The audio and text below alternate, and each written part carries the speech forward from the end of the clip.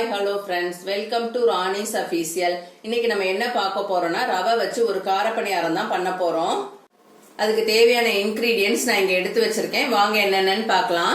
ரவை ஒரு 350 கிராம் எடுத்து வச்சிருக்கேன். ஒரு கப் தயிர், பெரிய வெங்காயம் 1.5 வெங்காயம், மீடியம் சைஸ் தக்காளி கொஞ்சம் பொடிசா கட் பண்ணிக்கோங்க, இஞ்சி திருவி எடுத்து வச்சிருக்கேன், கேரட்டு, கருவேப்பிலையும் மல்லித்தலையும் கட் பண்ணி எடுத்து வச்சிருக்கேன், ஒரே ஒரு பச்சை மிளகாய் நம்ம காரத்துக்கு தகுந்த மாதிரி ஆட் பண்ணிக்கலாம். வாங்க அடுத்து என்ன பண்ணலாம்னு சொல்றேன். ரவையை இப்ப வேற பவுல்ல மாத்திக்கலாம். அதோட நம்ம கட் பண்ணி வச்ச வெங்காயம், தக்காளி எல்லாத்தையும் ஆட் பண்ணிடலாம். இஞ்சி ஆட் பண்ணிக்கலாம். இதுல இஞ்சி உங்க தேவைக்கு நீங்க ஆட் பண்ணிக்கோங்க.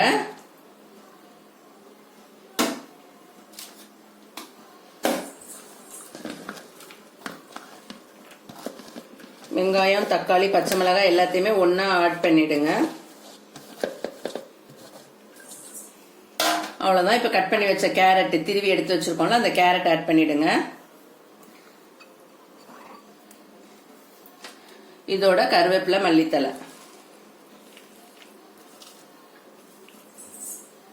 அவ்வளவுதான். இதை ஃபுல்லா மொத்தமா நல்லா கலந்து விட்டுக்கோங்க ஃபர்ஸ்ட். அதுக்கப்புறம் நம்ம தயிர் ஆட் பண்ணிக்கலாம். அவ்வளவுதான். இது நல்லா கலந்தாச்சு. இப்ப நம்ம தேவையான அளவு உப்பு ஆட் பண்ணிக்கலாம். உப்பு செக் பண்ணிட்டு ஆட் பண்ணிக்கலாம். பத்தலைன்னா கூட பார்த்து ஆட் பண்ணிக்கோங்க உப்பை. இப்ப நம்ம எடுத்து வச்ச தயிர் ஆட் பண்ணிடலாம். இதுல தயிர் லைட்டா புளிப்பா இருந்துச்சுன்னா நல்லா இருக்கும் சாப்பிடுறதுக்கு இந்த பணியாரம். அவ்வளவுதான். இதையும் நல்லா கலந்துடலாம். எல்லாத்தையும் நான் கலந்துட்டு காமிக்கிறேன். இப்ப மாவை தயிர் ஊத்தி இது மாதிரி கலந்து வச்சிருக்கேன். இந்த இதுல இந்த ஸ்டேஜ்ல நம்ம கொஞ்சம் கார்ன்ஃபிளவர் மாவு ஒரு 2 டீஸ்பூன், அப்படி இல்லைன்னா மைதா உங்ககிட்ட எது இருக்கோ அதை நீங்க ஆட் பண்ணிக்கோங்க.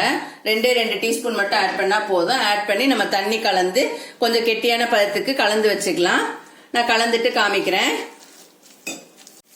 அவ்வளவுதான். மாவு இப்ப நல்லா கலந்து வச்சாச்சு. இது ஒரு 20 நிமிஷம் ஊறட்டும். ஊறின அப்புறம் நான் செய்யும் போது காமிக்கிறேன். இது ஊறினாதான் நல்லா டேஸ்டா இருக்கும் சாப்பிட்றதுக்கு மெத்துன்னு. இது ஊறட்டும். இப்ப நம்ம ஊற வச்ச மாவு பாருங்க, இந்த மாதிரி கட்டியா இருக்குது. இதுல நம்ம கொஞ்சமா தண்ணி ஆட் பண்ணிக்கலாம். நல்லா ரவை ஊறிடுச்சு, நல்லா ஊறி மசிஞ்சிருக்கு. கொஞ்சமா ஆட் பண்ணிக்கோங்க தண்ணி. ஆட் பண்ணி நல்லா கலந்துருங்க. அவ்வளவுதான், கலந்தாச்சு. ரொம்ப தண்ணியா இல்லாம பாத்துக்கோங்க. மெயினா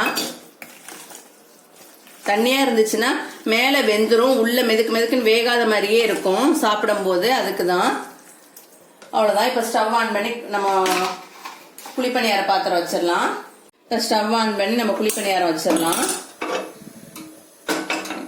பாத்திரம் வச்சாச்சு. குழிப்பணியார பாத்திரம் சூடாகட்டும். இப்ப தவா சூடாயிருச்சு. இதுல நம்ம எண்ணெய் சேர்த்துக்கலாம் ஒவ்வொரு குழிக்கும்.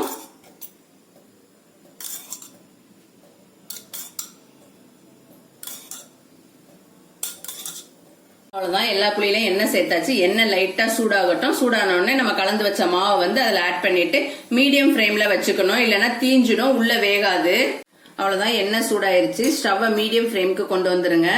கொஞ்சம் கொஞ்சமா நம்ம ஊத்திக்கலாம் நம்ம கலந்து வச்ச மாவை.